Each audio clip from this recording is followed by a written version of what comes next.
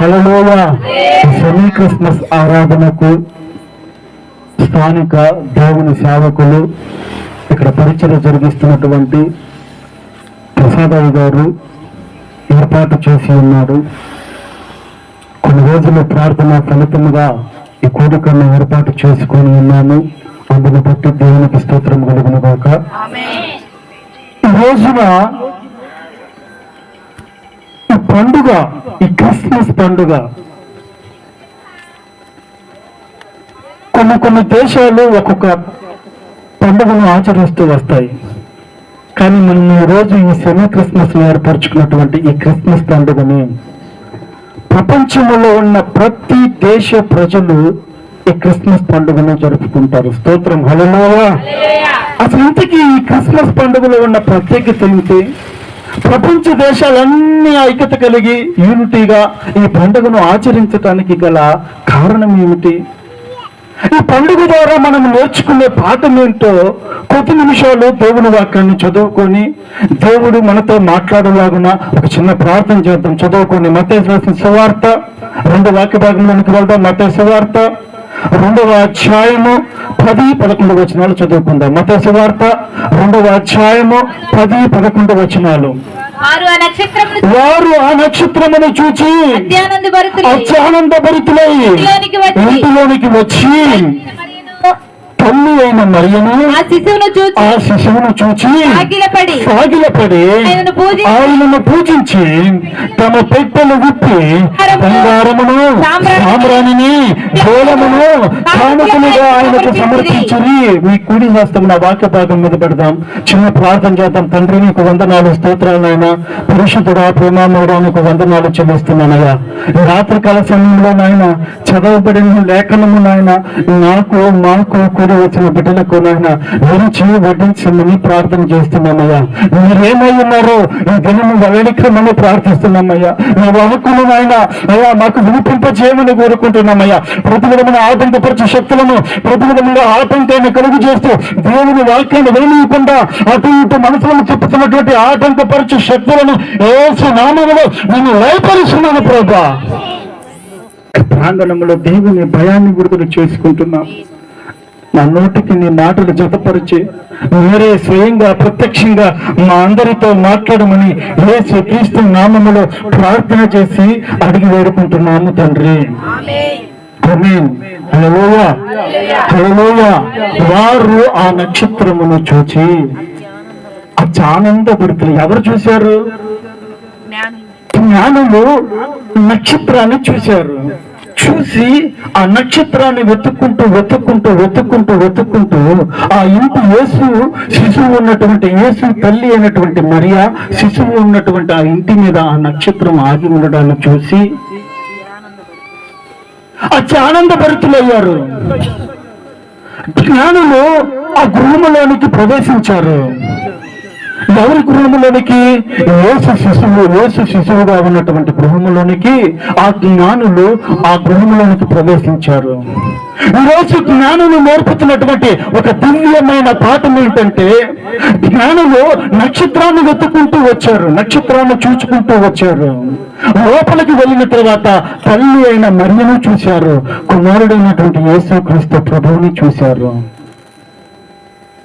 చూసింది ముగ్గురిని, కానీ వాళ్ళు ఆరాధించింది ఒక్కరిని. హల్లెలూయా, హల్లెలూయా.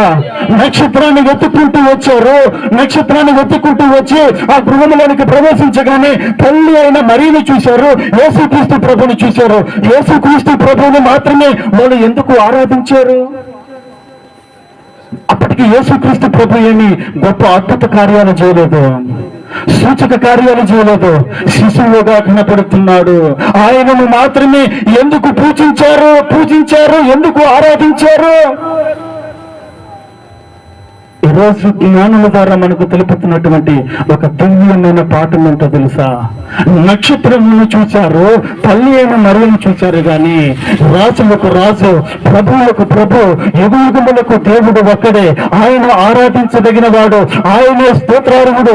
ఆయనను మాత్రమే ఆ జ్ఞానులు ఎరిగి ఆయనకు మాత్రమే ఆరాధించారు. స్తోత్రం కలుగుగాక. హల్లెలూయా. నక్షత్రములో ఏమీ లేదు, తల్లి అయిన మరియలో ఏమీ లేదు. పూజారుడైనటువంటి యేసు క్రీస్తు ప్రభు, ఆయన మాత్రమే ఆరాధనకు యోగ్యుడని ఆయనను మాత్రమే వాళ్ళు ఆరాధించారు. తల్లి అయిన మరియను చూశారు, నక్షత్రాన్ని చూశారు. నక్షత్రాలలో ఏమీ లేదు, యేసులో ఏమీ లేదు, యేసుని కన్నా తల్లి మరియలో ఏమీ లేదు. కానీ ఆరాధ్యుడైనటువంటి యేసు ప్రభుని ఆరాధించాడు. ఆ ఆరాధ్యుడైనటువంటి యేసు క్రీస్తు ప్రభు పుట్టిన ఆ రోజును జ్ఞాపకం చేసుకుంటూ ఈ క్రిస్మస్ పండుగను అనేకులు ప్రపంచ దేశాలలో జరుపుకుంటున్నారండి. దేవునికి స్తోత్రం కలుగును కాక. హల్లెలూయా, హల్లెలూయా. ఈ రోజు నా ప్రశ్న ఏంటంటే, ఎందుకు నక్షత్రాన్ని పూజించలేదు వాళ్ళు? ఎందుకు తల్లి అయినటువంటి మరియను పూజించలేదు? ఎందుకు వాళ్ళు యేసుక్రీస్తు ప్రభువుని మాత్రమే ఆరాధించారు? చాలా మంది హైందవ సహోదరులు సూర్య నమస్కారాలు చేస్తూ ఉంటుంటారు, అవునా కదా? చాలా మంది యేసుని నమ్మని వాళ్ళు సూర్య నమస్కారాలు చేస్తూ సూర్యుని పూజిస్తుంటారు, నక్షత్రాలను పూజిస్తుంటారు, చంద్రుని పూజిస్తూ ఉంటారు. కానీ ఈ చంద్రుడిలో ఏమీ లేదు, ఈ సూర్యునిలో ఏమీ లేదు, ఈ నక్షత్రములో ఏమీ లేదు అన్న సంగతి జ్ఞానులు ఎరగకనే ఎరిగారండి. స్తోత్రం కలుగును గాక. ఆ జ్ఞానులు తెలుసుకున్న ఒక దివ్యమైన పాఠం ఏంటో తెలుసా? ఆ నక్షత్రాన్ని వెతుక్కుంటూ వచ్చారు, కానీ నక్షత్రాన్ని ఆరాధించలేదండి. యేసుని కన్న తల్లి అయినటువంటి మరియను చూశారు, కానీ మరియమ్మ తల్లిని కూడా వాళ్ళు ఆరాధించలేదండి.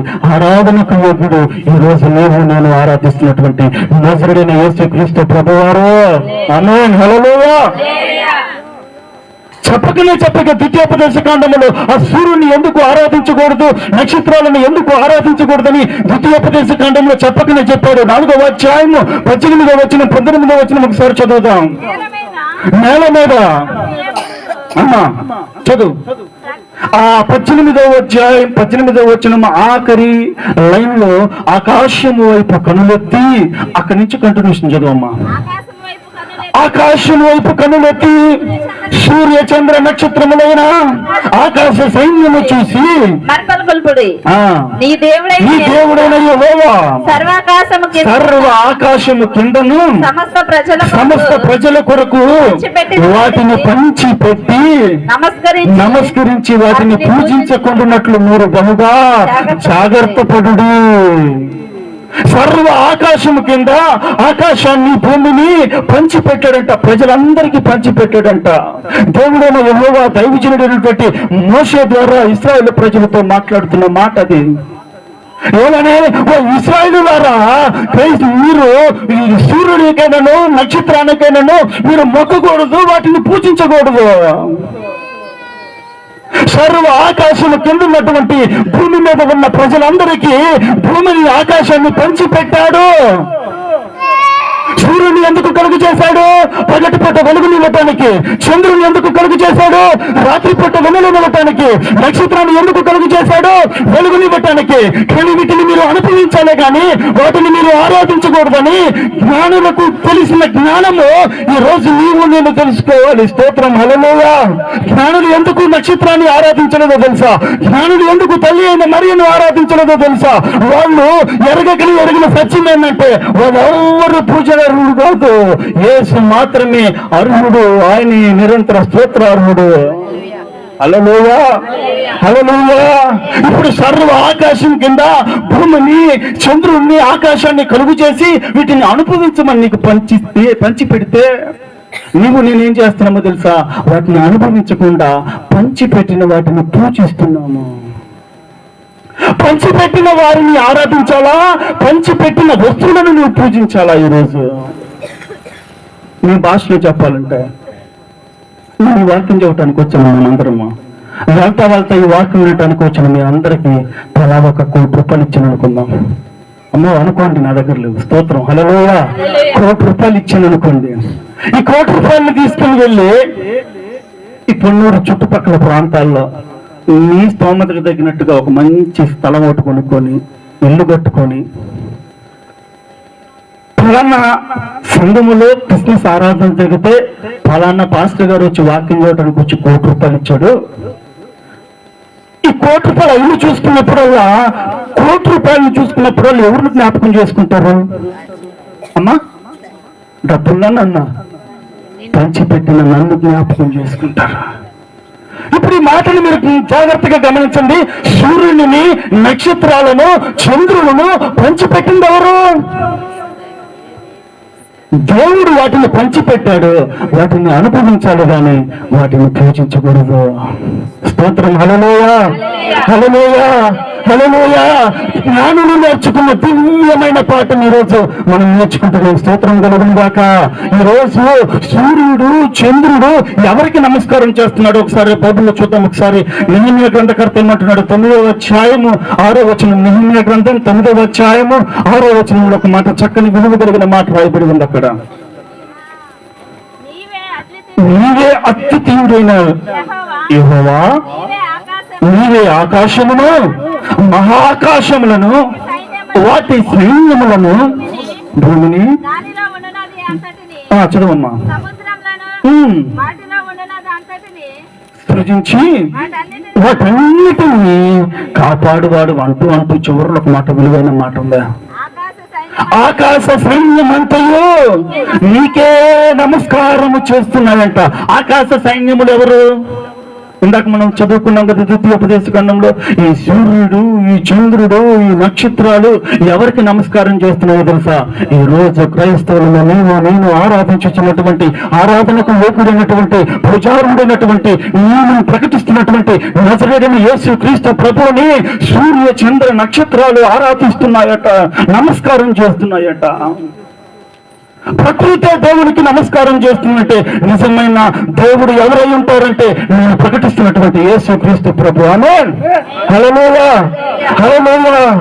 జ్ఞానులు ముగ్గురిని చూశారు. ఎవరెవరిని చూశారు? నక్షత్రాన్ని చూశారు, తల్లి అయిన మరియను చూశారు. ఈరోజు చాలా మంది తెలివిగా మాట్లాడుతుంటారు. అయ్యా పాస్టర్ గారు, దేవుణ్ణి కన్న తల్లి గొప్పదే కదా, తల్లిని పూజిస్తే ఏమైంది, కుమారుణ్ణి పూజిస్తే ఏమైంది? కుమారుడు అంత గొప్పవాడు, కుమారుడు అంత గొప్పవాడు అవటానికి గల కారణము ఎవరు?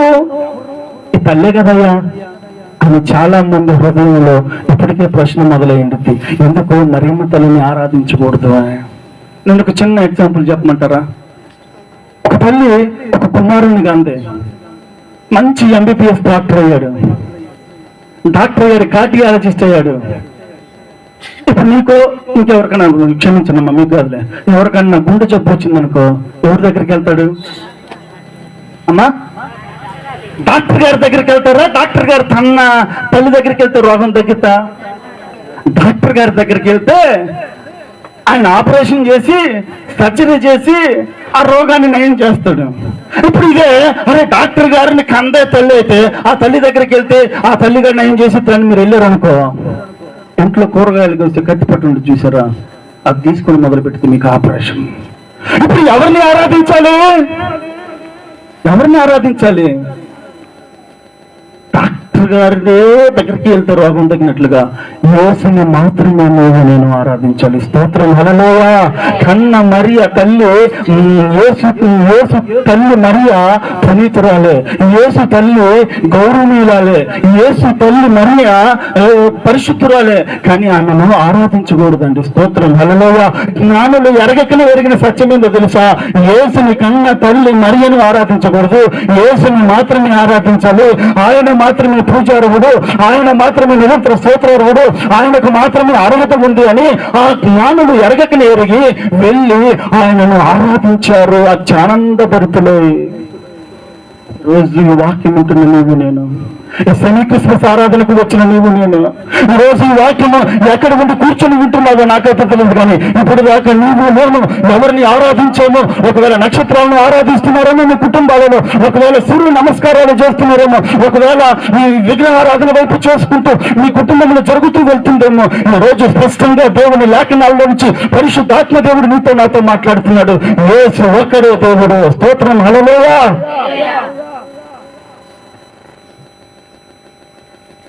ఎందుకు యేసుక్రీస్తు ప్రభు వారికి ఏమి సమర్పించారు? బంగారమును, సామ్రాణిని, బోళమును. ఎప్పుడు పరిశుద్ధాత్మ దేవుడు వాక్యం ద్వారా మనతో మాట్లాడబోతున్నాడు. ఆమేన్, ఆమేన్, హల్లెలూయా, హల్లెలూయా. ఈరోజు జ్ఞానం చూసింది ఎవరిని? శిశువుగా ఉన్నటువంటి యేసుక్రీస్తు ప్రభునే. నేను అంటాను, ఈ రోజు శిశువుగా కనపడుతున్నటువంటి యేసుక్రీస్తు ప్రభు ఎవరో తెలుసా? నీ బ్రతుకును మార్చే దేవుడు. స్తోత్రం. ఈ రోజు శిశువుగా కనపడుతున్నటువంటి యేసు జ్ఞానము చూసినటువంటి శిశువు ఎవరో తెలుసా? నీ బ్రతుకు ఎక్కడ పడిపోయిందో ఆ బ్రతుకును లేవనెత్తగలిగిన వాడు. పెంట కుప్పల మీద ఉన్న నీ బ్రతుకును తీసుకుని వచ్చి అందనానికి ఎక్కించగలడు. ఇదిగో ఆ పర్వం కోల్పోయిన నీ పరిస్థితుల్లో నుంచి నిన్ను విడిపించగలిగినటువంటి శక్తి కలిగిన యేసుని వాళ్ళు శిశువుగా చూశారు. ఈ రోజు నేను చెప్పబోయే మాట ఏంటంటే, ఆ శిశువు నీ బ్రతుకును మార్చబోయే దేవుడు. స్తోత్రం. ఈ కోడికకు నువ్వేదో యాత్రికంగా రాలేదు, ఈ కోడికకు నువ్వేదో అనుకోకుండా రాలేదు. ఆయన అనాథ ప్రణాళికలో నువ్వు ఉన్నావు గనక, ఆయన సంకల్పంలో నువ్వు ఉన్నావు గనక, యేసు నిజమైన దేవుడు. యేసుని తప్ప వేరొకరిని ఎవరిని ఆరాధించకూడదు. యేసు మాత్రమే ఆరాధనకు యోగ్యుడని తెలుసుకోవాలని క్రైస్తవుడు అయిన నిన్ను కూడా దేవుడు తీసుకుని వచ్చి దేవుని సన్నిధిలో కూర్చుండబెట్టాడు.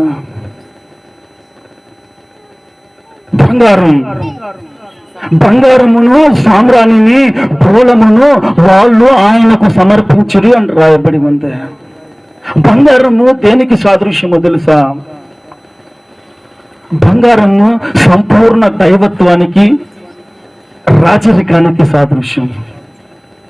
ఈరోజు యేసుక్రీస్తు ప్రభులో, దేవుడు అని పిలువబడుతున్నటువంటి యేసుక్రీస్తు ప్రభులో సంపూర్ణ దైవత్వం ఉంది. దేవునికి స్తోత్రం కలుగును గాక. హల్లెలూయా. ఇప్పుడు నువ్వు ఆయన బంగారం అన్నిటిలో కంటే విలువ కలిగిన బంగారమును తీసుకుని వచ్చి ఆయనకు ఎందుకు సమర్పించారో తెలుసా? ఆయనే విలువ కలిగిన వ్యక్తి, ఆయనే పూజారుడు, ఆయనే శక్తి కలిగిన వాడు, ఆయనే భూలోక పాపములను మోయగలిగిన, భూలోకములో ఉన్న ప్రతి మానవాళి పాపము కోసము జన్మించినటువంటి శిశువుగా గ్రహించారండి జ్ఞానులు. ఆ జ్ఞానులు బంగారాన్ని సమర్పించినట్లుగా నారాయణ వామన్ తిలక్ అన్నటువంటి ఒక వ్యక్తి, ఇక్కడ ఉన్నారు పేరు, చదువుకున్న వాళ్ళు ఏమంటారు ఉన్నదా? స్వాతంత్ర సమర యోధుడు బాల గంగాధర్ తిలక్ గారికి సమీప బంధువు నారాయణ వామన్ తిలక్ అనేటువంటి ఆయన దైవ అన్వేషణలో భాగంగా సనాతన బ్రాహ్మణ కుటుంబానికి చెందిన వ్యక్తి. దేవుడు ఎవరు, అసలు దేవుడికి ఉండవలసిన లక్షణాలు ఏంటి, దేవుడు ఎవరు అని తాను ఏ మత గ్రంథాల్లో చదివాడో నాకైతే తెలియదు, కానీ తాను చదివిన మత గ్రంథాల్లో ఎక్కడ దేవుడు అనబడిన వానికి తాను అనుకున్న లక్షణాలు లేవు అని దైవ అన్వేషణలో ముందుకు వెళ్తూ ఉన్నాడట. అసలు దేవుడికి ఏమేమి ఉండాలి, దేవుడు అని పిలువబడే వాడికి ఏముండాలంటే పరమ పవిత్రుడై ఉండాలంట మొట్టమొదట. స్తోత్రం, హల్లెలూయా. దేవుడు అని పిలువబడే వ్యక్తికి ఏ లక్షణం ఉండాలంటే పరమ పవిత్రుడై ఉండాలి. రెండవదిగా దేవుడు అందరి వాడై ఉండాలి. ఈరోజు ఈ క్రిస్మస్ దినాన్ని జరుపుకుంటున్న వారిని మనం చూసి కొంతమంది అనుకుంటారు ఈ దేవుడు తెల్లోళ్ళ దేవుడు అంటారంట్రా. యేసు ప్రభు ఎవరయ్యా అంటే తెల్లోళ్ళ దేవుడు అంటారు. ఆయనే కనుక నిజంగా తెల్లోళ్ళ దేవుడు అయితే నాలాంటి నల్లోళ్ళందరూ అన్యాయం అయిపోయేవాళ్ళు. స్తోత్రం, హల్లెలూయా, హల్లెలూయా. నా దేవుడు ఎవరో తెలుసా? అందరి దేవుడు. నా దేవుడు ఎవరో తెలుసా? అందరికీ దేవుడు, సమస్త మానవాళికి దేవుడు. నా దేవుడు ఎవరో తెలుసా? సమస్తము భూమి మీద ఉన్న ప్రతి మానవాళికి ఆయనే దేవుడు. నారాయణ వామన్ తిలక్ గారు దైవ అన్వేషణలో భాగంగా ఎవరు దేవుడు అని చర్చిస్తూ ఉన్నప్పుడు ఒక రోజున ఉద్యోగం నిమిత్తమై పూణే పట్టణానికి ట్రైన్లో బయలుదేరి వెళ్తున్నప్పుడు ఒక వ్యక్తి నీలాంటి సువార్థికురాలు వచ్చి, ఇదిగో కొత్త నిబంధన బైబిల్ గ్రంథాన్ని తీసుకుని వచ్చి, అయ్యా ఈ బైబిల్ గ్రంథం తీసుకోయ్యా అని చెప్పేసి ఆ వ్యక్తికి ఇచ్చారట. ఆ వ్యక్తి ఏం చేశారో తెలుసా? ఇలాగ గర్రట తిప్పి ఇసురు పడేశాడట. అయ్యా అయ్యా అయ్యా అయ్యా ఒకసారి ఆ బైబిల్ని ఆలోచించు, దాంట్లో ఏముందో చదివి తర్వాత నీకు ఇష్టం లేకపోతే పడెత్తుకునయ్యా అని ఆ సువార్త కరపత్రాలు ఇచ్చినటువంటి నీలాంటి తల్లి ఆయన ప్రతిమలాడిందట. సరే అని ఆ తల్లి చెప్పిన మాటని ఆ బైబిల్ తీసుకొని వెళ్ళి ఆ ఇంట్లో పెట్టాడంట. తన ఉద్యోగం రీత్యా ఉద్యోగం చేసుకుంటూ ఉన్నాడు. కొద్ది రోజులకి ఆయనకి ఎందుకో సెలవు దొరికిందంట. సెలవు దొరకగానే ఆ ఆర్మర్లో కనపడుతున్నటువంటి బైబిల్ని చూశాడు. అసలు అంతకీ ఈ బైబిల్లో ఏముంది, నేను వెతుకుతున్నటువంటి దేవుడికి ఉండవలసిన లక్షణాలు ఈ బైబిల్లో ఏమన్నా ఉన్నాయా అని చెప్పేసి ఆ బైబిల్ గ్రంథాన్ని అంతటిని చదవటం ప్రారంభించాడంట. మీరు నమ్మండి, మత్తయి సువార్త మొదలుకొని ప్రకటన గ్రంథం ముగించేసరికి యేసు క్రీస్తు నామములో యేసే దేవుడు, యేసు తప్ప వేరొక దేవుడు లేడు అని నమ్మి రక్షణ పొంది మారు మనసు పొంది బాప్తిసం తీసుకుని పునః పట్టణంలో తిరిగి పరిచర్య చేయడానికి ఒక బలమైన తీర్మానం చేశాడు నారాయణ వామన్ తెలుగు గారు. దేవుని నమ్ముకొని ఇంటికి వెళ్ళాడంట. ఇంటికి వెళ్ళగానే ఈ బైబిల్ చేత పట్టుకుని ఇంటికి వెళ్ళగానే వాళ్ళ భార్య అందంట, పల్లెల దేవుణ్ణి ఆరాధిస్తున్నావు, నీకేమైనా పిచ్చి పట్టిందా, దేవుడు ఎవరో తెలియకుండానే దేవుడు దేవుడు అని ఆ బైబిల్ పట్టుకొని తిరుగుతున్నావే, నువ్వు బైబిల్ పట్టుకొని ఇంట్లోకి రావటానికి లేదు. తల్లి భార్య ఇద్దరు ఆయన నిందించి తిడుతూ ఉన్నారట. ఆయన అన్నాడంట, అమ్మ నువ్వు తిట్టొద్దు, నేను ఎరిగిన ఈ దేవుడు, నేను నా దైవ అన్వేషణలో 15వ సంవత్సరం నుంచి నేను అన్వేషణ చేస్తూ ఉన్నప్పుడు నాకు దొరికిన ఆ దేవుడు ఈ బైబిల్లోనే ఉన్నాడమ్మా, ఒకసారి మీరు కూడా చదవండి, నేను ఎరిగిన దేవుడు మీరు కూడా ఎరుగుతారని చెప్పేసి ఆ బైబిల్ ఇచ్చాడంట ఆ భార్యకి. యేసుక్రీస్తు నామంలో ఆ భార్య బైబిల్ అంతటిని చదివిందంట. చదివి అయ్యా నాతో పాటు నేను కూడా యేసుని రక్షకునిగా అంగీకరించి నాటి నుంచి ఇతరులను కలిసి పూర్ణ పట్టణంలో కలిసి పరిచయం చేద్దామని దేవుని కోసం సమర్పణ కలిగి దేవుని కోసం ఒక అడుగు ముందుకు వేసి పూర్ణ పట్టణంలో వేల సంఘాలు కడతానికి దేవుడు కృప చూపించాడు. నేను ఆరాధిస్తున్న దేవుడు ఎవరు, ఎవరికి ఆయనకి కనబడకపోతే ఆ దేవుని మత గ్రంథమైనటువంటి బైబిల్ ద్వారా దేవుడు ఎవరో తెలుసుకున్నాడండి. నారాయణ వామన్ తిలక్. ఈరోజు యేసుక్రీస్తు ప్రభుని ఆరాధిస్తున్న నీవు యేసుని ఆరాధిస్తున్నావా లేదంటే లోకాన్ని ఆరాధిస్తున్నావా? యేసుని ఆరాధిస్తున్నట్లయితే నువ్వు యేసు కోసం సమర్పణ కలిగి ముందుకు వెళ్ళాలి కదా. ఆ తిలక్ గారు సమర్పణ కలిగి ఒక అడుగు ముందుకు వేసినట్లుగా నిజమైన క్రీస్తుని ఎరిగిన నీవు ఎందుకు ఇంకా మౌనంగా కూర్చుంటున్నావు? యేసే దేవుడు, యేసు తప్ప వేరొక దేవుడు లేడని వెలుగెత్తి చాటవలసిన నీవు మౌనంగా కూర్చుంటున్నావు కనుకని ఈ రోజు ఈ క్రిస్మస్ ద్వారా పరిశుద్ధాత్మ దేవుడు హెచ్చరిస్తున్నాడు. సంపూర్ణ దైవత్వానికి గుర్తు ఎవరో తెలుసా? నేను ఆరాధిస్తున్న దేవుడు. రెండవదిగా ఏమని చెప్పాను? రాచరికానికి గుర్తు అని చెప్పే బంగారం. భూమి మీద నడుచుకుంటూ వెళ్ళేటప్పుడు ఏం చేస్తారమ్మా? కాళ్ళకి బురద అయిందనుకో ఏం చేస్తారు? తులుపుకుంటారుగా. అదే నడిచేటప్పుడు బంగారం మనకు అంటుకుంటే,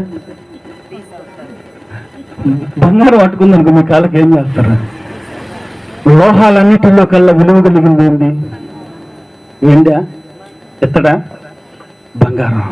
ఇప్పుడు వాళ్ళు దేన్ని సమర్పించారు? ఆయనకి బంగారాన్ని సమర్పించారు. ఎంత విలువ కలిగిన వ్యక్తో యేసును ఎరగకనే ఎరిగారండి. స్తోత్రం, హల్లెలూయా.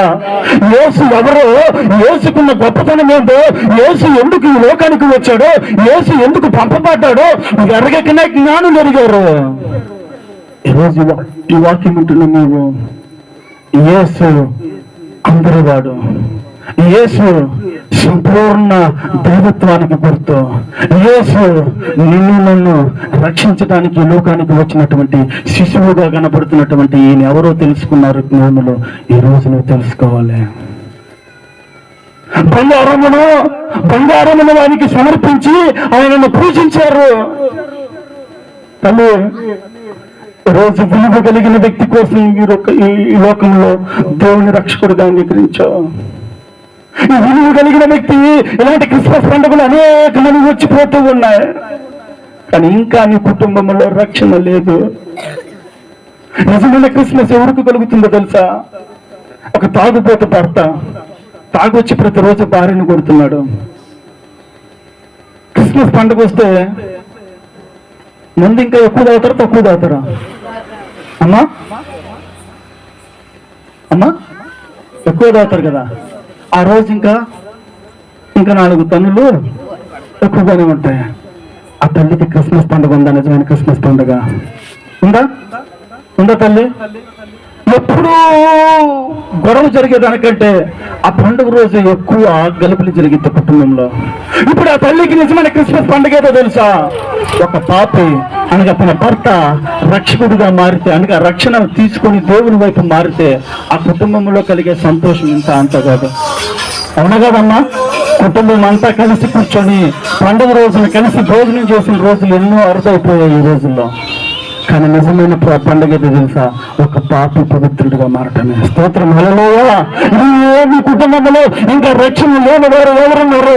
వారిని పవిత్రులుగా చేయటానికి, రక్షణ లేని వారికి యేసు ఎవరో తెలియపరచుకోవటానికి ఇదిగో నిజమైన క్రిస్మస్ పండుగను, ఆరాధనలు నిజమైన క్రిస్మస్ పండుగను ప్రపంచ దేశాలన్నీ జరుపుతూ ఈ సెమీ క్రిస్మస్ ఏర్పాటు చేస్తూ దేవుడే రక్షకుడు, ఆయన యేసు అని చెప్పేసి అనేకులకు వెలుగెత్తి సువార్త సభలు పెడుతున్నారండి ఈ రోజు.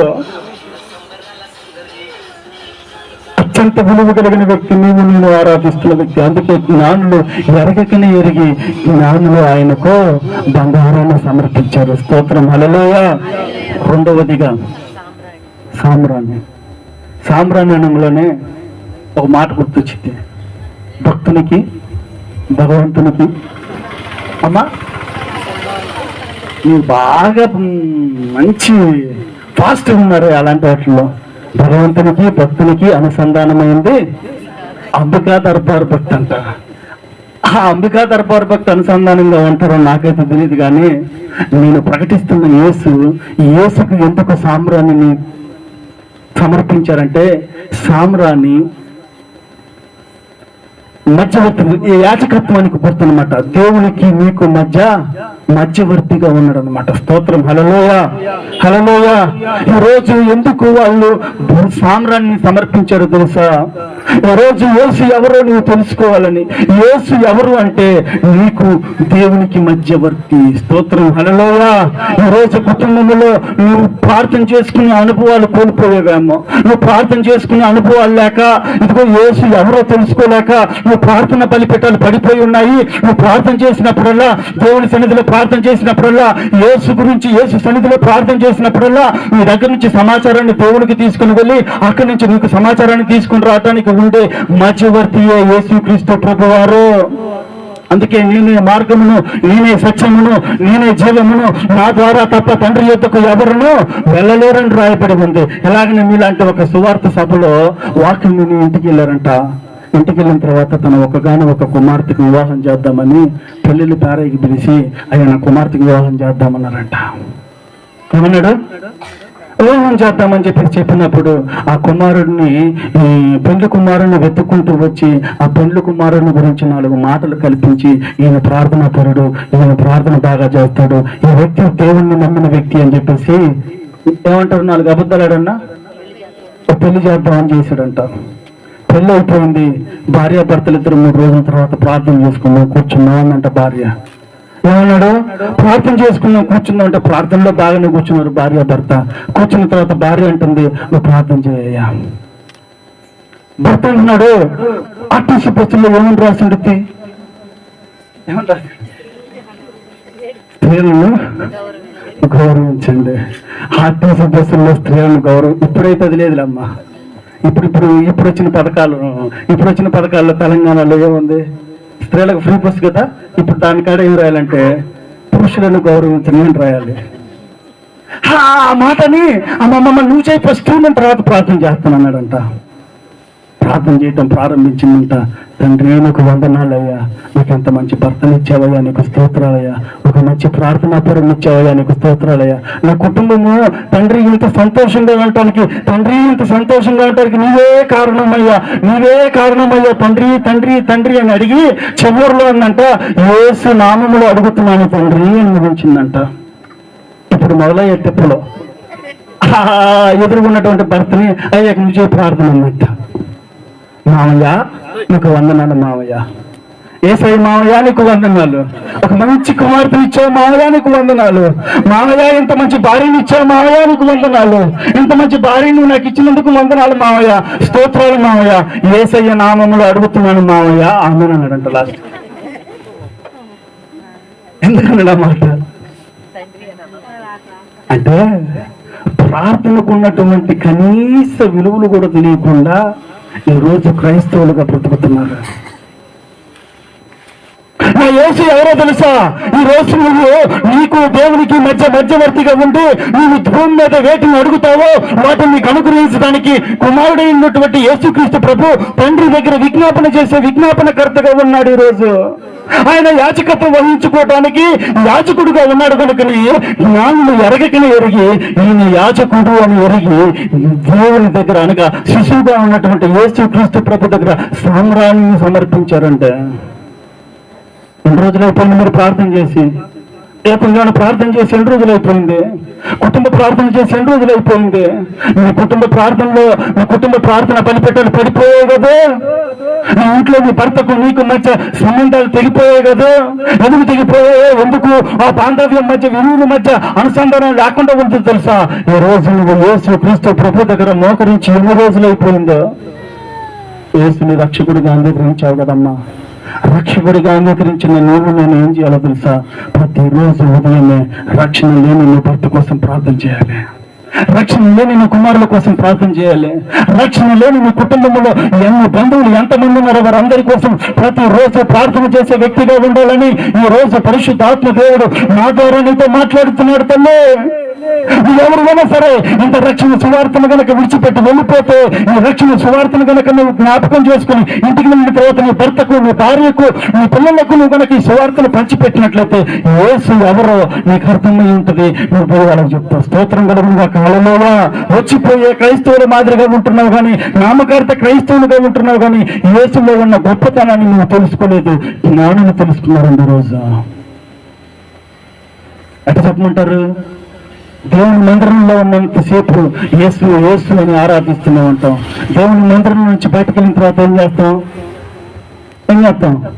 ఏ నోటితోటైతే యేసు అని ప్రకటించామో, యేసు అని పిలిచి ప్రార్థన చేశామో, అదే నోటితోటి నలుగురు ఒక చెట్టు కింద కూర్చొని ఆ అన్నట్ట ఈ అన్నట్ట వాళ్ళ గురించి వీళ్ళ గురించి మాట్లాడుకునేటట్టుగా నీ హృదయం నీకు టైం అంతటి నీ కాలయాపన చేస్తున్నావు కానీ నీకున్న సమయంలో యేసుకున్న గొప్పతనం గురించి అనేకులకు సువార్తను ప్రకటించే వ్యక్తిగా నువ్వు ఉన్నావా? ఈరోజు శిశువుగా కనబడుతున్నటువంటి యేసు ఎవరు? జ్ఞానులు ఎరిగారు. శిశువుగా ఉన్నటువంటి యేసు గొప్పతనాన్ని జ్ఞానులు ఎరగకని ఎరిగి ఆయనకు బంగారమును సామ్రాజ్యాన్ని సమర్పించారు. ఈ రోజు యేసు గొప్పతనం నీకు తెలిసినట్లయితే ఇప్పుడు ఉన్న పాటలు నువ్వు ఎవరైనా సరే యేసును సాగిలపడి నమస్కరించి ఆరాధిస్తావు. ఆయన మాత్రమే ఆరాధనకు యోగ్యుడండి. రోజు ప్రపంచ దేశాలు జరుపుకుంటున్నటువంటి క్రిస్మస్ నీకు నాకు నేర్పుతున్న దివ్యమైన పాఠం ఏంటో తెలుసా? యేసు ఆరాధనీయుడు, ఆరాధనకు యోగ్యుడు, స్తోత్రార్హుడు. రోజు నువ్వు యేసుని ఆరాధించాలండి. నక్షత్రాన్ని చూశారు, తల్లి అయిన మరియను చూశారు కానీ యేసుని మాత్రమే ఆరాధించారండి. ఇప్పటిదాకా నువ్వు యేసు ప్రభుని ఆరాధించకుండా ఇంకా లోకములో ఉన్నటువంటి విగ్రహాల వైపు సృష్టిని సృజించినటువంటి సృష్టికర్త అయినటువంటి దేవుణ్ణి సృజించకుండా, దేవుణ్ణి ఆరాధించకుండా నేను సృష్టిని ఆరాధిస్తున్నామేమో. ఇంకా సృష్టిని కలుగు చేసింది ఎవరో తెలుసా? నా యేసు ప్రభు. భూమిని కలుగు చేసింది ఎవరో తెలుసా? నా యేసు క్రీస్తు ప్రభు. ఇదిగో సమస్తాన్ని కలుగు చేసింది ఎవరో తెలుసా? ఆయన మాత్రమే. ఆయనను ఆరాధించవలసిన నీవు ఇంకా లోకములో ఉన్నటువంటి సృష్టిని ఆరాధిస్తున్నావు కదా. ఇలాంటి క్రిస్మస్, సెమీ క్రిస్మస్లు ఎన్నో నీకు నాకు వచ్చిపోయాయి. రోజు నా పరిశుద్ధాత్మ దేవుడు సూటిగా మాట్లాడుతున్నాడు. యేసు ఎవరు, యేసు గొప్పతనం ఏంటో ఈరోజు నువ్వు తెలుసుకోవాలని రాత్రి కూటమి ఏర్పాటు చేశారండి. బంగారము అన్నిటికంటే విలువ కలిగినది. సాంబ్రాణి దేవునికి నీకు మధ్య యాచకత్వం వహించేది. స్తోత్రం కలుగును గాక. హల్లెలూయా, హల్లెలూయా. మూడవదిగా ఏం సమర్పించారండి? బోళమును సమర్పించారు. బోళము దేనికి సాదృశ్యమో చెప్పమంటారా? శిలువ శ్రమలకు సాదృశ్యం. శిలువ శ్రమలకు సాదృశ్యం. బోళము చేతుగా ఉన్న దానిని శిశువుగా ఉన్నటువంటి యేసు క్రీస్తు ప్రభు దగ్గరికి ఎందుకు తీసుకెళ్లారంటే, జ్ఞానులు రానున్న రోజులలో ప్రపంచ మానవాళి యొక్క పాప భారములను మోయబోతున్నటువంటి శిశువు ఈయనే. రానున్న రోజుల్లో ఈ ప్రపంచ మానవాళికి పాప విముక్తి కలగాలంటే ఈయన మాత్రమే రక్షకుడు, ఈయన మాత్రమే ఆరాధకుడు అని ఆయన బోలము అనగా శిలువ శ్రమలను ముందుగానే గ్రహించారండి జ్ఞానులు. ఈరోజు యేసు వచ్చాడు, శిశువుగా వచ్చాడు, భూమి మీద 33.5 సంవత్సరాల పాటు జీవించాడు, అనేక సూచక్రియలు మహత్కార్యాలు చేశారు, శిలువ వేయబడ్డాడు, సమాధి చేయబడ్డాడు, మరలా తిరిగి మృత్యుంజయుడిగా తిరిగి లేచాడు. కానీ ఇంకా జ్ఞానులు ఒరిగినటువంటి జ్ఞానము నీకు లేదండి. జ్ఞానం కలిగిన వాళ్ళు ఏం చేస్తారో తెలుసా? సృష్టిని ఆరాధించరు, సృష్టిని సృజించినటువంటి సృష్టికర్తను ఆరాధిస్తారు. ఈ రాత్రి సృష్టిని ఆరాధిస్తున్నావో, సృష్టికర్తను ఆరాధిస్తున్నావో, సృష్టిని సృజించినటువంటి సృష్టికర్తను ఆరాధిస్తున్నావో ఒకసారి ఆలోచించు. ఈ రాత్రి ఎవరివైనా సరే, ఈ రాత్రి యేసుని నమ్మానన్న మాట నోటితోటే యేసుని గురించి సర్వ సత్యాన్ని తెలుసుకోకుండా ఇంకా లోకాన్ని పూజిస్తున్నావు. తల్లి అయిన మరియను ఆరాధిస్తున్నావు, తల్లి కుమారుడైనటువంటి యేసును ఆరాధిస్తున్నావు. ఈ రోజు నువ్వు ఆరాధించవలసిన ఒకే ఒక వ్యక్తి యేసు క్రీస్తు ప్రభు మాత్రమే. శిలువ శ్రమలు ఈ రోజు నువ్వు యేసుని నమ్ముకోబోయే ముందు నీ కుటుంబంలో అనేక మంది శ్రమలు ఉండొచ్చు. నా యేసయ్య నీ శ్రమలను ఆనాడే శిలువ శ్రమల ద్వారా కొట్టివేశాడు. స్తోత్రం కలుగును గాక. హల్లెలూయా, హల్లెలూయా. ఈ రోజు ఒక కుటుంబంలో ఒక యవన బిడ్డ తప్పు చేస్తే కుటుంబం మొత్తం బాధ్యులైపోతున్నారమ్మా. ఎవరొస్తున్నారా? ఒకసారి ఆలోచించండి. యేసుకు బోధనను సమర్పించి ఇదిగో శ్రమలకు రాబోయే శ్రమల రోజుల్లో యేసు మాత్రమే, ఆయన మాత్రమే లోక పాప మానవాళి యొక్క పాపమును కరగగలిగినటువంటి, రక్తాన్ని చిందించగలిగినటువంటి ఏకైక వ్యక్తిని జ్ఞానం ఎరిగినట్లు ఈ రోజు నువ్వు ఎరగలవా?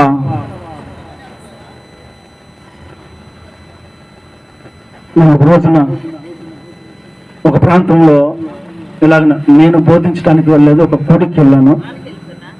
అక్కడ ఇద్దరు తల్లిదండ్రులు చదువుకున్న వ్యక్తుల్లా కనపడుతున్నారు.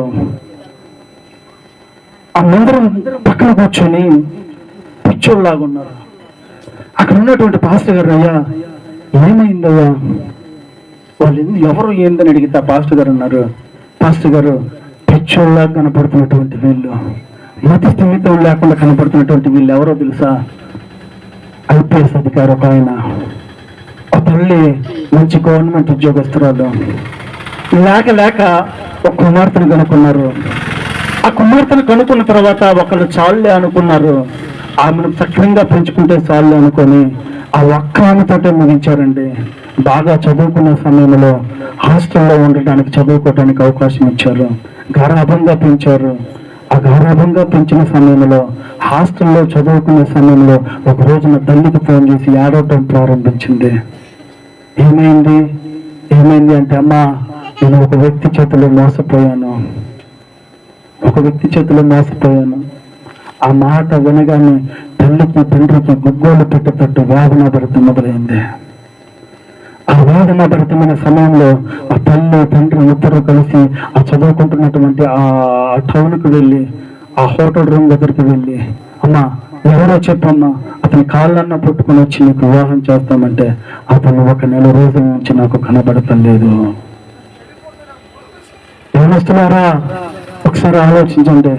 నువ్వు వేసే చిన్న తప్పుడు అడుగు కుటుంబము శాపగ్రస్తులైపోతున్నారు. నువ్వు ఆలోచించి వేసే ఒక మంచి అడుగు నీ కుటుంబము ఆనందానికి గురి చేస్తుంది. కానీ నా యేసు ఎవరో తెలుసా? శాపములో ఉన్న నీ కుటుంబాన్ని విడిపించడానికి సమర్థుడు. స్తోత్రం కలుగును గాక. రక్షణ లేని నీ కుటుంబానికి రక్షణ కలుగు చేయగలిగిన వాడు, ఆనందం లేని నీ కుటుంబానికి ఆనందాన్ని కలుగు చేయగలిగిన వాడు, సమాధానం లేని కుటుంబంలో సమాధానాన్ని కలుగు చేయగలిగిన వాడు, శాంతి లేని నీ కుటుంబంలో శాంతిని కలుగు చేయగలిగిన వాడు, ఆరోగ్యం లేని నీ కుటుంబంలో ఆరోగ్యాన్ని అనుగ్రహించగలిగిన వాడు. ఇదిగో నువ్వు ఏ శ్రమల మధ్య బాధపడుతున్నా సరే, ఏ శ్రమల మధ్య ఉండి అదే నిన్ను విడిపించేవాడు లేడు, నిన్ను రక్షించేవాడు లేడు, నేనున్న స్థితిలో నుంచి నాకు సహాయం చేసేవాళ్ళు ఎవరూ లేరనుకుంటున్నావేమో. ప్రయాసపడి భారం ఇచ్చిన సమస్త జనులారా మీరు నా ఎత్తుకు రండి, నేను మీకు విశ్రాంతిని కలుగు చేస్తానని సెలవిచ్చిన మాట ప్రకారంగా ఈ రోజు యేసు దేవుడని, యేసు తప్ప వేరొక దేవుడు లేడని, యేసు దేవుడు, యేసు పూజారుడు, యేసు మాత్రమే స్తోత్రాలుడు, యేసును మాత్రమే ఆరాధించినట్టు జ్ఞానులు నీ దీవెనైన యేసుని ఆరాధిస్తే నీ కుటుంబంలో కొదువైనదేదో, నీ కుటుంబంలో కొదువైనదేదో, నీ కుటుంబంలో ఏది కొదువైనదో ఆ కొదువును పూడ్చగలిగినటువంటి వాడు, నీ కుటుంబంలో ఏదనుకుంటున్నావో లేని దాన్ని ఉన్నట్టుగా సృష్టించగలిగిన వాడు నా యేసు. ఈరోజు నువ్వు యేసుని ఆరాధించగలవా? యేసు పూజారుడు జ్ఞానులు నేర్పుతున్నటువంటి దివ్యమైన పాఠం ఏంటో తెలుసా? తల్లి అయిన మరియను చూశారు, నక్షత్రాన్ని చూశారు, కానీ నక్షత్రాన్ని ఆడవాళ్ళు పూజించలేదు, తల్లి అయిన మరియను పూజించలేదు. యేసు ఎదుట సాగిలపడి యేసుకు బంగారమును బోలమును సామ్రాణిని సమర్పించినట్లుగా రాయబడి ఉంది ఈరోజు. ఎందుకు వాళ్ళని జ్ఞానులు అన్నారు? జ్ఞానులు అన్నారో వెర్రోళ్ళు అన్నారు? అక్కడ జ్ఞానులు అన్నారు. దేవుడు పరిశుద్ధాత్మ దేవుడు వాళ్ళు జ్ఞానులు కనుకనే జ్ఞానులోనే రాయించి పెట్టాడండి. స్తోత్రం కలుగునుగాక. హల్లెలూయా. ఎందుకు జ్ఞానులు అన్నారంటే వాళ్ళు సృష్టిని ఆరాధించలేదు, సృష్టిని సృజించినటువంటి యేసుకు పూజించారండి. ఈరోజు నువ్వు ఇంకా నామకార్థ భక్తిలో ఉన్నావేమో, నామకార్థ క్రైస్తవులుగా మాదిరిగా ఉన్నారేమో. వివాహాలు వచ్చే సమయానికి వివాహ ముహూర్తాలను చూడటానికి ఎక్కడికి వెళ్తారమ్మా మీరు? పెళ్లి చేసేదేమో పాస్టర్ గారు, ముహూర్తం చూడటానికి ఎక్కడికి వెళ్తారు? ఏమ్మా మీరు క్రైస్తవులేనా? వాళ్ళు ఎవరు? జ్ఞానులు ఎవరిని ఆరాధించారు? నక్షత్రాలను ఆరాధించలా. ఈరోజు నువ్వు నిజమైన క్రైస్తవుడిగా ఉండాలని పరిశుద్ధాత్మ దేవుడి కోరికను ఏర్పాటు చేశాడు. యేసుని మాత్రమే ఆరాధించాలి. యేసు తప్పు వరకు దేవుడు లేడు అని నగ్న సత్యాన్ని తెలుసుకుని యేసు రక్తం చేత కడగబడిన నీవు ఆయన ఎలాంటి వాడో తెలుసుకున్నావు. శిశువుగా ఉన్నటువంటి యేసు యొక్క గుణగుణాలను తెలుసుకునే యేసుని రక్షకుడిగా అంగీకరించావు కనుక నీవు యేసుని మాత్రమే ఆరాధించాలండి. ఇంకొక దాని గురించి ఆలోచించకూడదు. ఒక పక్క యేసుని ఆరాధిస్తున్నామంటారు, మరొక పక్క లోకాన్ని ఆచారాలను ఆచరిస్తున్నావా? నిజంగా నువ్వు ఈరోజు యేసుని ఆరాధిస్తున్నావా? యేసుని ఆరాధిస్తే విలువ కలిగిన బంగారం తీసుకెళ్ళి జ్ఞానాన్ని సమర్పించినట్లుగా అత్యంత విలువ కలిగింది ఈరోజు చెప్పండి. వాళ్ళు ఆ రోజుల్లో బంగారం ఇచ్చారు. ఈ రోజు నీ దగ్గర ఏముంది? ఏం లేదా? విలువ కలిగిన దేవుని హృదయం ఉంది.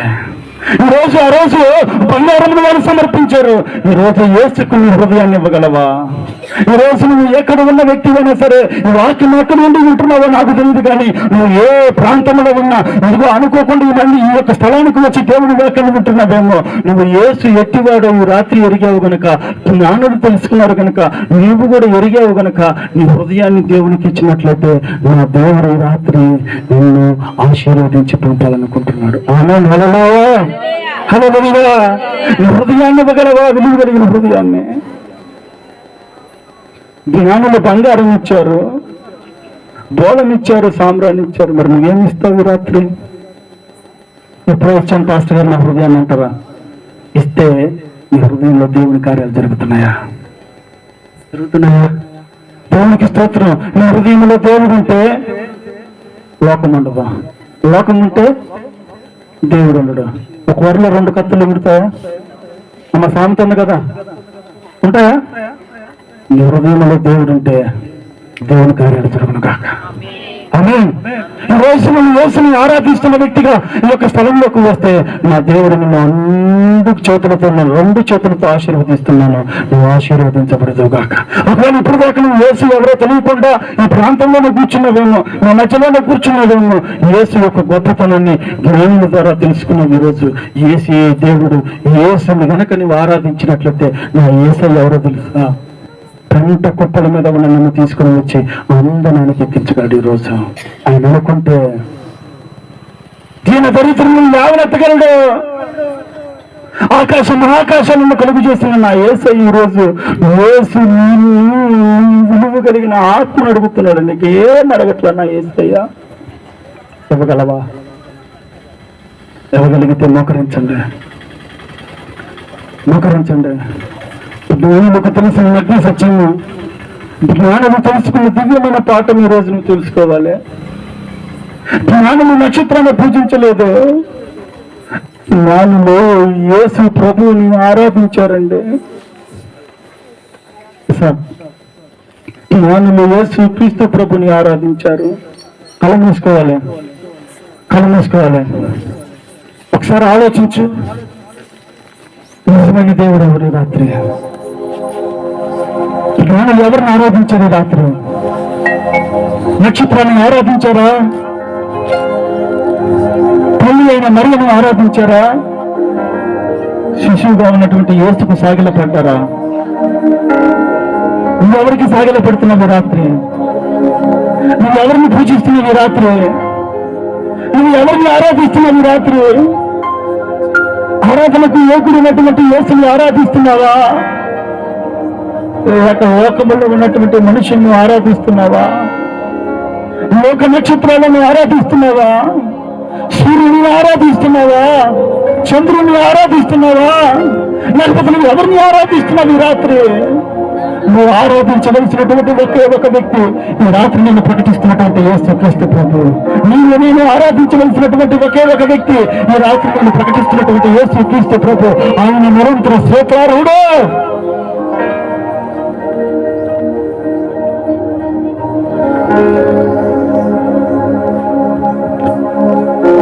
ఒక్కసారి తీర్మానం చేయగలవా? అయ్యా, నిజమేనయ్యా, జ్ఞానులకు తెలిసినటువంటి అద్భుతమైన పాఠం ఈరోజు నేను నేర్చుకున్నానయ్యా. జ్ఞాని సృష్టిని పూజించదయ్యా, సృష్టికర్తను పూజిస్తుందయ్యా. ఈరోజు నేను సృష్టికర్త అయినటువంటి నిన్ను పూజించాలనుకుంటున్నానయ్యా.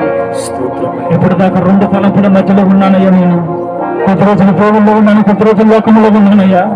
లోకాన్ని ఆచరించాను, దేవుణ్ణి ఆరాధించానయ్యా. ఈ ధన్యస్క తత్వాన్ని తీసివేయ్యా. నిరంతర స్తోత్రాలు నీవేనయ్యా. అయ్యా, పడిపోయిన మా ప్రార్థన బలిపెట్టాను రాత్రి కట్టయ్యా. కూలిపోయిన మా కుటుంబ చరిత్రను మరలా తిరిగి రావయ్యా. ఈ రోజు నేను ఆరాధిస్తున్న యేసు ఎవరో తెలుసా? నా కుటుంబాన్ని నీ చరిత్రను మార్చగలిగిన వాడు, నీ తలరాతను మార్చగలిగిన వాడు నేను నీవు ఆరాధిస్తున్న యేసు.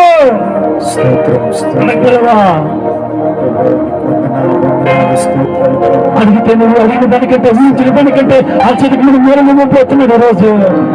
అడుగు నీకు ఇవ్వబడిన తగ్గుడు పిలువబడదన్న మాట ప్రకారముగా ఈ రోజు నువ్వు ఏది అడుగుతావో అది నా దేవుడు ఇవ్వబోతున్నాడు. ఈ రోజు ప్రపంచ దేశాలు ఐక్యతగా జరుపుకుంటున్నటువంటి ఈ సెమీ క్రిస్మస్ లో ఈ రోజు నా ప్రభుత్వంతో మాట్లాడుతున్నాడు. తల్లి, బలమైన తీర్మానం చేయగలవా? ఒక బలమైన తీర్మానం చేయగలవా? యేసు ఎట్టివారో శిశువుగా ఉన్నటువంటి యేసుని జ్ఞానం ఎరిగారు.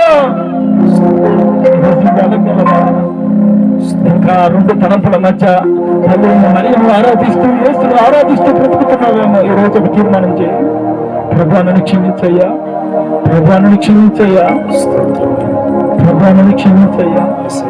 ఇక వందనాలయ్యా, వందనాలయ్యా, స్తోత్రాలయ్యా, స్తోత్రమయ్యా. అమ్మా, కలిగిన సమయంలోకి వచ్చావు. నువ్వు కలిగిన ఆత్మలు కనుక ఈ రాత్రి యేసుకి ఇచ్చావంటే మాటను బట్టి ఇలాంటి నిజమైన క్రిస్మస్ కుటుంబంలో అనేకమంది జరుగుతాయి. జ్ఞానము కలిగి ప్రభు, అయ్యా నీకు తెలుసు కృప మాకు దయచేయు ప్రభు.